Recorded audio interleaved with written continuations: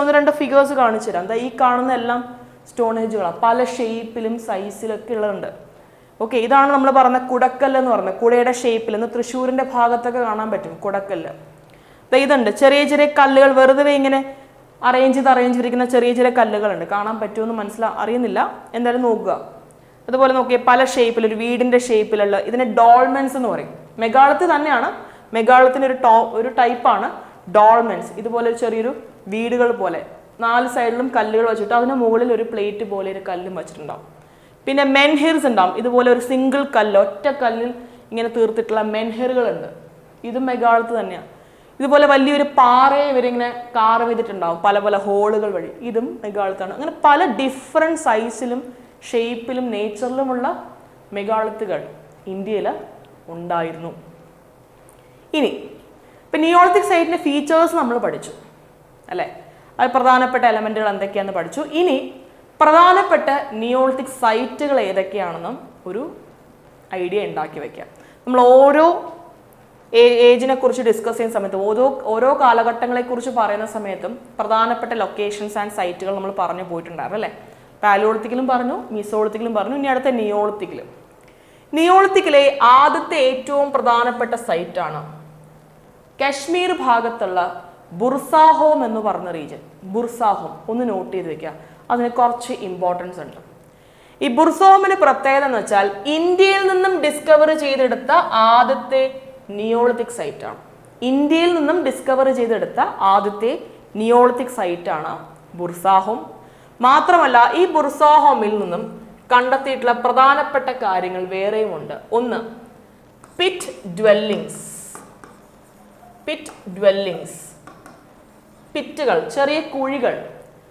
തണുത്ത പ്രദേശമല്ലേ ബുർസാഹോം, കാശ്മീരിലായതുകൊണ്ട് തണുത്ത പ്രദേശമാണ്. വിന്ററൊക്കെ വരുന്ന സമയത്ത് എക്സ്ട്രീം ക്ലൈമറ്റ് ആണ്. അപ്പോൾ ആ കാലഘട്ടത്തിൽ പുറത്ത് ജീവിക്കുക എന്ന് പറയുന്നത്, അല്ലെങ്കിൽ ഒരു ഹട്ട് ഉണ്ടാക്കി ജീവിക്കുക എന്ന് പറയുന്നത് അത്ര പോസിബിൾ അല്ല. അപ്പോൾ ഇവരെന്ത് ചെയ്യും, ചെറിയൊരു കുഴി കുഴിക്കും. അടിയിൽ ചെറിയൊരു കുഴി കുഴിച്ച് കഴിക്കേണ്ട വസ്തുക്കളും ഭക്ഷണ സാധനങ്ങളും എല്ലാം ആ കുഴിക്കകത്തിടും. ഇവരും അവിടെ ആയിരിക്കും കുഴി മൂടിയിട്ട് കഴിയുകയും ചെയ്യും. വിന്റർ എല്ലാം കഴിഞ്ഞിട്ട് ഇവരെന്ത് ചെയ്യും, പുറത്തിറങ്ങും.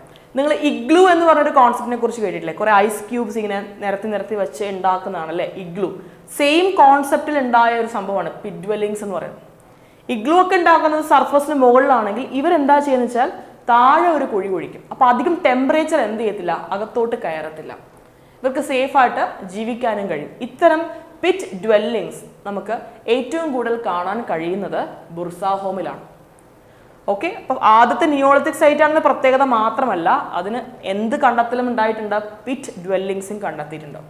ഇനി അതുപോലെ മറ്റൊരു ഫീച്ചർ കൂടിയുണ്ട്, നോട്ട് ചെയ്ത് വെക്കുക, ഡോഗ് ബറിയൽസ്. പണ്ട് നമ്മൾ ഡോഗുകളെ ഡൊമസ്റ്റിക്കേറ്റ് ചെയ്യുമായിരുന്നു അല്ലേ. മനുഷ്യൻ ഡൊമസ്റ്റിക്കേറ്റ് ചെയ്തിട്ട് ആദ്യത്തെ ആനിമൽസ് ഏതൊക്കെയെന്ന് വെച്ചാൽ ഡോഗ്, ഷീപ്പ്, ഗോട്ടാണ്. ഡോഗ് എന്ന് പറയുമ്പോൾ വൈൽഡ് ഡോഗ് അല്ലേ. കൂടുതലും ഹണ്ടിങ്ങിനാണ് ഉപയോഗിക്കുന്നത്. ഹണ്ടിങ്ങിന് കൂടെ കൂട്ടുന്ന ഒരു മൃഗമാണ് ഡോഗ് എന്ന് പറയുന്നത്. ഇപ്പം ഏതൊരു വ്യക്തിക്കും ഒരു ഡോഗ് കൂടെ ഉണ്ടാവും എന്ന് വെച്ചൊരു മാസ്റ്റർ ഡോഗ് റിലേഷൻ അവിടെ കീപ്പ് ചെയ്തിരുന്നു എന്നാണ് പറയപ്പെടുന്നത്. ഇപ്പം സാധാരണ കേസിൽ ഒരു മാസ്റ്റർ മരിക്കുമ്പോൾ മാസ്റ്ററിനെ അടക്കം ചെയ്യുമല്ലോ, കൂടെ ആ മാസ്റ്ററിനെ ഡോഗിനെ കൂടി കൊന്നിട്ട് അടക്കം ചെയ്യും. ഓക്കെ, ഒരു ട്വിൻ ബറിയൽ സിസ്റ്റം പോലെ മാസ്റ്റർ മരിക്കുമ്പോൾ കൂടെ തന്നെ പട്ടിയെ കൂടി എന്ത് ചെയ്യും, അടക്കം ചെയ്യും. ഇത്തരത്തിലുള്ള ഡോഗ് ബറിയൽ സിസ്റ്റംസും നമുക്ക് ഇവിടെ കാണാൻ കഴിയും, ബുർസാഹോമിൽ കാണാൻ കഴിയും. ഇപ്പം പിറ്റ് ഡ്വെല്ലിങ്സ് ഉണ്ട്, ഡോഗ് ബറിയൽസ് ഉണ്ട്, മാത്രമല്ല ഇന്ത്യയിൽ നിന്ന് കണ്ടെത്തിയിട്ടുള്ള ആദ്യത്തെ നിയോളിത്തിക് സൈറ്റുമാണ്. നോട്ട് ചെയ്ത് വെക്കുക, വെരി വെരി വെരി ഇമ്പോർട്ടൻറ്റ്. ഇനി ഇതേ കാശ്മീരിലുള്ള മറ്റൊരു സ്ഥലമാണ് ഗുഫ്ക്രാൾ എന്ന് പറയുന്നത്. ഗുഫ്ക്രാൾ ഇത് വേണമെങ്കിൽ നോട്ട് ചെയ്ത് വെക്കുക. ഗുഫ്ക്രാൾ ബുർസാഹോമിനൊക്കെ കുറച്ച് അടുത്തായിട്ട് കാശ്മീരിൽ തന്നെ ലൊക്കേറ്റ് ചെയ്യുന്ന അനദർ സൈറ്റാണ്, നിയോളിത്തിക് സൈറ്റാണ് ഗുഫ്ക്രാൾ. ഇനി ബീഹാറിലൊരു സൈറ്റ് ഉണ്ട്, ചിറണ്ട്. ബീഹാറിലെ ഒരു പ്രധാനപ്പെട്ട നിയോളിത്തിക് സൈറ്റാണ് ചിറണ്ട് എന്ന് പറയുന്നത്. പിന്നെ ബ്രഹ്മഗിരി ഒരു നിയോളിത്തിക് സൈറ്റ് മാത്രമല്ല, നമുക്ക് മീസോളിത്തിക് കാലഘട്ടങ്ങളിലും ചില എവിഡൻസുകൾ ബ്രഹ്മഗിരിയിൽ നിന്ന് കിട്ടുന്നുണ്ട്. നമ്മുടെ ഇന്നത്തെ കർണാടക ആന്ധ്ര ബോർഡർ ഭാഗമായിട്ട് വരും, നമ്മുടെ മൈസൂറിൻ്റെ ഒക്കെ പ്രദേശം ഉണ്ടല്ലോ അവിടെയായിട്ട് വരും ഈ ബ്രഹ്മഗിരി. പിന്നെ മാസ്കീം കർണാടകയിലാണ് കേട്ടോ. മാസ്കീം ഉള്ളത് എവിടെ തന്നെയാ, കർണാടകയിൽ തന്നെയാണ്.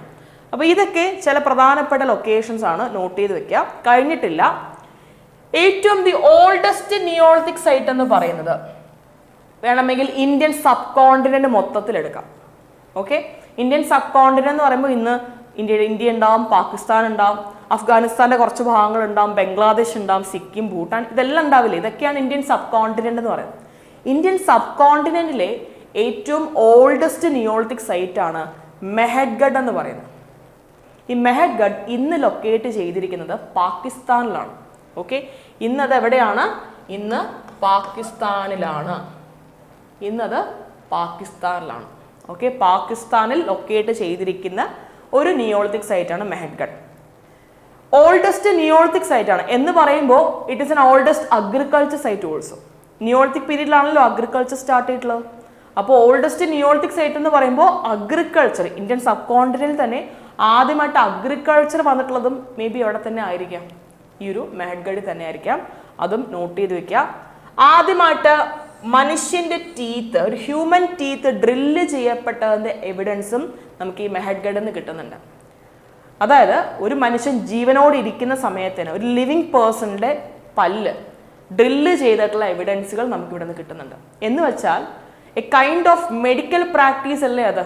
ഒരാൾ മരിക്കുന്നതിന് മുമ്പ് തന്നെ അയാളുടെ പല്ല്, ജീവനോട് ഇരിക്കുന്ന സമയം പല്ലിൽ ചെറിയൊരു മാറ്റങ്ങൾ വരുത്തുക, ഡ്രില്ല് ചെയ്യുക എന്നൊക്കെ പറയുന്നത് ചില മെഡിക്കൽ പ്രാക്ടീസസിന് തുടക്കം കുറിച്ചതും ഈ കാലഘട്ടമാണ് എന്ന് പറയുന്നതിൻ്റെ എവിഡൻസ് ആയിട്ട് വേണമെങ്കിൽ യൂസ് ചെയ്യാം. ഓക്കെ, നോട്ട് ചെയ്യാം. പിന്നെ യു പി ഭാഗത്തൊരു സൈറ്റ് ഉണ്ട്, ബേലൻ വാലി.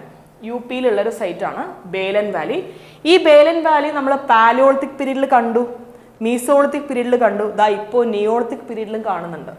എന്ന് വെച്ചാൽ എല്ലാ കാലഘട്ടങ്ങളുടെയും കടന്നു പോയിട്ടുള്ള വൺ ഓഫ് ദി സൈറ്റ് ആണ് ഈ ബേലൻ വാലി.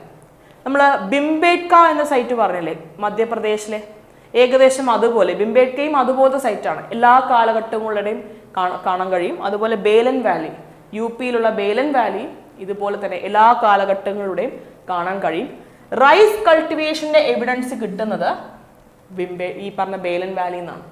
എന്ന് വെച്ചാൽ റാഗിയും വീറ്റും മാത്രമല്ല, റൈസും ഈ കാലഘട്ടത്തിൽ കൾട്ടിവേറ്റ് ചെയ്ത് തുടങ്ങിയിട്ടുണ്ട്. ഇതൊന്ന് മനസ്സിൽ വെച്ചേക്കുക, ഈ റൈസിന്റെ കാര്യം നമുക്ക് ഇനി അങ്ങോട്ടുള്ള പീരീഡുകളിൽ പഠിപ്പിക്കുമ്പം ആവശ്യമുണ്ട്. നോട്ട് ചെയ്ത് വെക്കുക. റൈസിന്റെ കൾട്ടിവേഷൻ എവിഡൻസും ബേലൻ വാലിയിൽ നിന്നും ലഭിച്ചിട്ടുണ്ട്. റൈസിന്റെ എവിഡൻസ് എന്നല്ല, റൈസിന്റെ കൾട്ടിവേഷൻ എവിഡൻസാണ് കിട്ടിയിരിക്കുന്നത്. മനുഷ്യൻ കൾട്ടിവേറ്റ് ചെയ്തിരുന്നു, റൈസ് ഉപയോഗിച്ചു എന്ന് മാത്രമല്ല കൾട്ടിവേഷൻ ചെയ്തിരുന്നു എന്നുള്ള എവിഡൻസ് ആണ് ബേലൻ വാലിയിൽ നിന്നും കിട്ടുന്നത്. മെഗാളിത്തിക് കൾച്ചർ എന്നൊരു ടോപ്പിക്കിനെ കുറിച്ചാണ് നമ്മളിനി പറയുന്നത്. മെഗാളിത്തിക് കൾച്ചർ ഡിഫറെൻ്റ് ആയിട്ടുള്ള ഒരു കൾച്ചറൊന്നും അല്ല. ഞാൻ നിങ്ങളോട് പറഞ്ഞു നിയോളിത്തിക് പീരീഡിൽ ആരംഭിച്ച ഒരു കൾച്ചറാണ് മെഗാളിത്തിക് കൾച്ചർ അല്ലേ? അപ്പം അതിനെക്കുറിച്ച് ജസ്റ്റ് ഒന്ന് രണ്ട് കാര്യങ്ങളൊന്ന് പറയാനുണ്ട്, കേട്ടിരിക്കുക. എന്താണ് മെഗാളിത്ത് എന്ന് മനസ്സിലായിട്ടുണ്ടാവും. ബറിയൽ ഗ്രൗണ്ട് ആണ് അല്ലേ? ബറിയൽ സ്റ്റോൺസ് ആണ് മെഗാളിത്ത് എന്ന് പറയുന്നത്.